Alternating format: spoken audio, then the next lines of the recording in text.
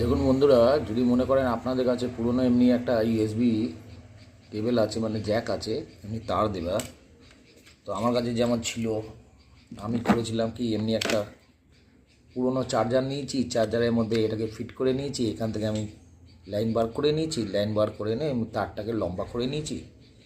তো যখন আমি এখানে কানেকশান দেবো, কানেকশান দিলে এখানে অনেক রকমের আমি এলইডি জোগাড় করে রেখেছি, যে এলইডিগুলো মাইনাস প্লাস দিলে হয়তো জ্বলবে।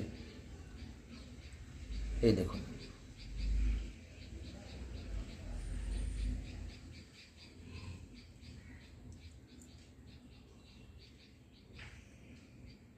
সব কটা এলইডি জ্বলছে।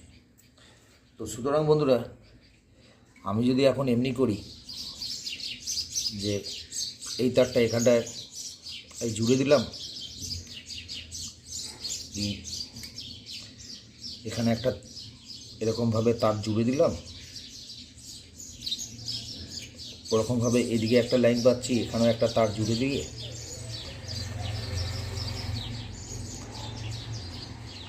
দুদিকেই দুটো তার আমার জোড়া হয়ে গেল। এবার আমি কিছু দেখুন এরকম বাল্বের, পুরনো বাল্বের হোল্ডার জোগাড় করেছি।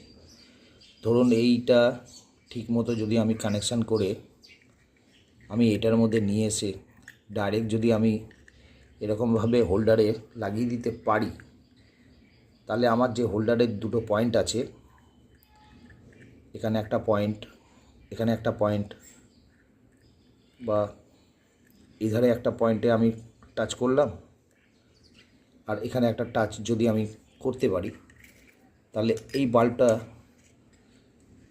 কাজ দেবে কিসের, আমার বাল্বের ইয়েতে। তো আমার কি হলো, একটা এলইডিওয়ালা বাল্ব তৈরি হয়ে গেল। সুতরাং বন্ধুরা, আমি যদি এই বাল্বটাকে এইরকমভাবে আমি টাচ করিয়ে আমি যদি এমনিভাবে বাল্ব তৈরি করতে পারি, আর এমনি একটা চার্জার দিয়ে আমি কানেকশান করে দিলাম, তার জন্য আমার দরকার পড়ছে একটা হোল্ডার।